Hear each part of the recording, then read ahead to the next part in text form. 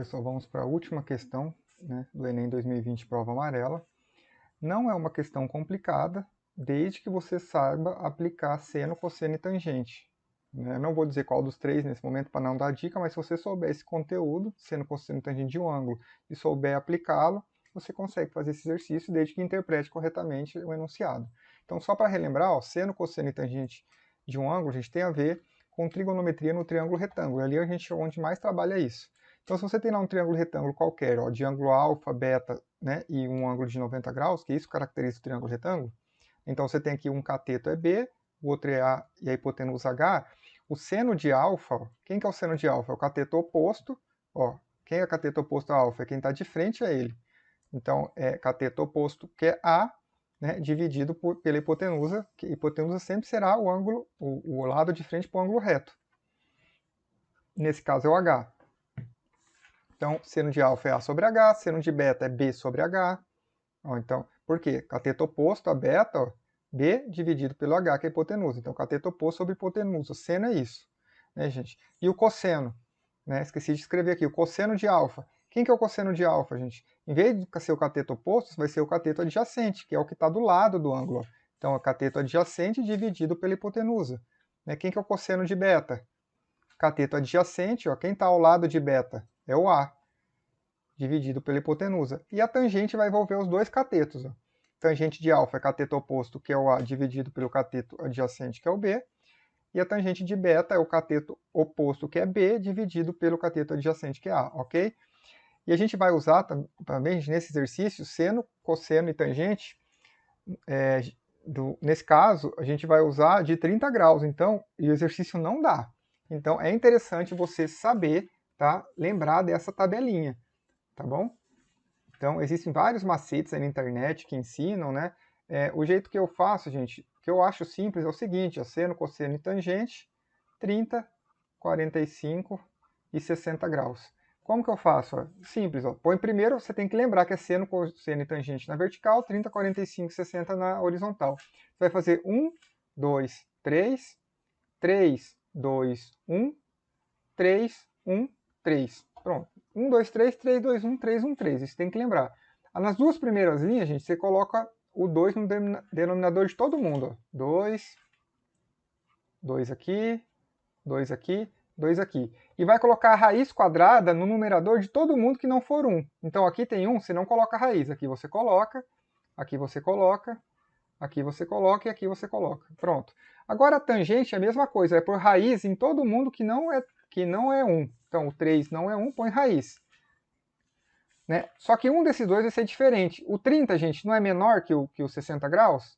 Então aqui você vai colocar um 3 dividindo. Pronto, está aí sua tabela. O 30 é menor, então divide ele por 3. Beleza? Está aí sua tabela de seno, cosseno e tangentes. Então essa é a minha dica, né? Quem é uma dica, mas tem gente que tem música e tal, então cada um pode lembrar de uma maneira. Então aqui tem um exemplo, tá, gente? Ó, exemplo.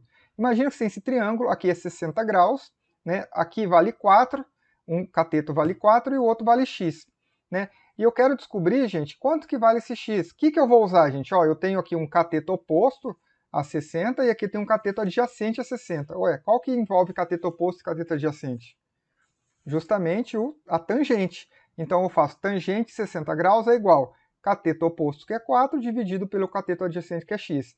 Então, tangente de 60 graus eu vou substituir pela minha tabela, é raiz de 3, ó, fica igual a 4 sobre x. Agora é fazer conta, né, gente? Ó, passo raiz de 3 multiplicando, né, o x, desculpa, passo o x multiplicando raiz de 3, aí passo raiz de 3 dividindo, vai ficar 4 dividido por raiz de 3.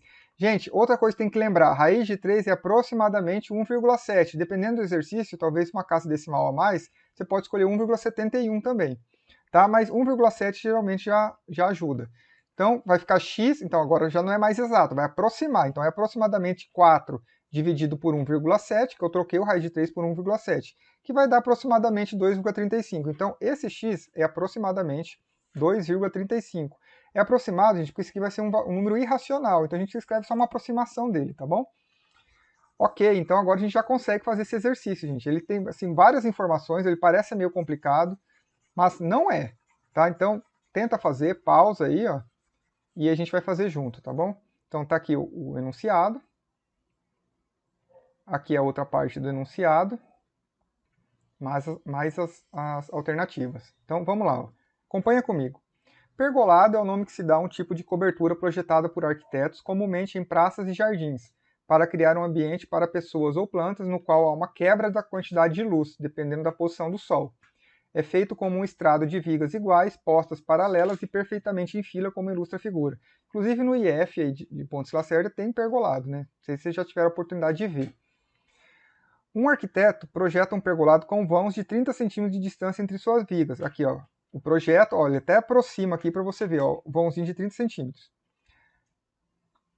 De modo que, no solstício de verão, a trajetória do Sol durante o dia seja realizada num plano perpendicular à direção das vigas. Então, o Sol está passando certinho por cima da viga, gente. Tudo está dizendo isso, tá? E que o Sol da tarde, no momento em que seus raios fizerem 30 graus com a posição a pino, gere metade da luz que passa no pergolado ao meio-dia. Para atender à proposta do projeto elaborado pelo arquiteto, as vigas do pergolado devem ser construídas de maneira que a altura em centímetros seja mais próxima, vai ser uma aproximação possível de... Gente, vamos entender esse exercício. Não precisa desenhar todos os pergolados, faz só vamos fazer só um esboço do que está acontecendo. Aqui tem um pergolado, tá? Aqui tem outro, ó. E aqui tem o vão entre eles, gente. Qual que é o vão? 30 centímetros. Beleza? Aqui tem o vão. O Sol, gente, ele está falando que o Sol de tarde, quando tiver... Vou desenhar o Sol aqui mais ou menos. Vai ter um momento que o Sol vai bater aqui, ó. Que vai dar metade, tá vendo? Ó? Ele vai dizer aqui, ó, momento que seus raios fizer 30 graus posição a pino, gere metade da luz. Se o Sol está bem em cima, gente, a luz é total. Quando ele fica aqui meio de lado, aqui vai dar sombra, ó. Aqui vai dar sombra. Isso aqui é sombra. E vai ser metade, gente. Então, esse pedacinho aqui vai ser 15 centímetros. E ele está dizendo que tem que fazer 30 graus com posição a pino. Então, 30 graus... Gente, posição a pino aqui, essa posição reta. 30 graus, então aqui vai ser 30 graus. Então, ele quer saber essa altura. Então, que altura que ele vai ter que construir esse pergolado, gente, para que isso aconteça? Essas condições que ele deu.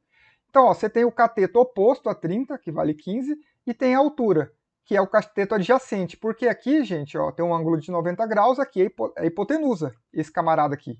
Eu chamei H aqui de altura, tá bom? Então, o que envolve cateto oposto e altura, e cateto adjacente, que é a altura? Porque este é o oposto e esse é o adjacente, é a tangente. Então, a gente tem que tangente de 30 graus é igual cateto oposto, que é 15, dividido pela altura.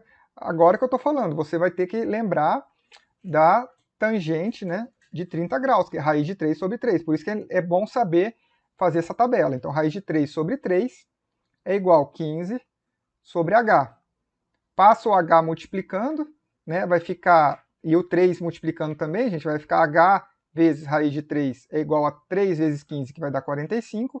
Passa o raiz de 3 dividindo, 45 dividido por raiz de 3. Gente, vamos fazer uma aproximação, tá? Vamos fazer raiz de 3 aproximadamente 1,7. Outra coisa que tem que lembrar. São duas coisas que tem que lembrar nesse exercício. Por isso que talvez não é tão simples, porque vai ter que realmente trazer alguns conhecimentos com você para fazer esse exercício. Então, 45 dividido por 1,7 vai dar uma aproximação, né, gente? Lembra o que ele está dizendo aqui, ó? Seja mais próxima, né? Ele quer uma aproximação. Então, 45, gente, dividido por 1,7, você anda uma casa com a vírgula, né? E põe um zero aqui. Então fica 450 dividido por 17. Então vamos lá. Aqui vai dar 2, aqui vai ser 34. Aqui vai ser 1. Aqui vai ser 11. 110, gente. Ó, já suspeita que pode ser a letra C, tá vendo? Vamos jogar o 6 para ver se vai dar certo. 6 vezes 17. Vai dar 6 vezes 7, 42, vai 4. 6 vezes 1, 6, com 4, 10. Ó, 102. Então 6 vai dar certo. Se eu fizesse um a mais, ia dar errado. Então 6, aqui vai ficar 102. 110 menos 102 dá 8. Aí para eu continuar, gente, tem que colocar vírgula, 80 e aí continuar. Mas eu não preciso, eu já paro no 26, ele quer uma aproximação. Então tem que ser aproximadamente 26 centímetros, letra C. E tá pronto nossa questão.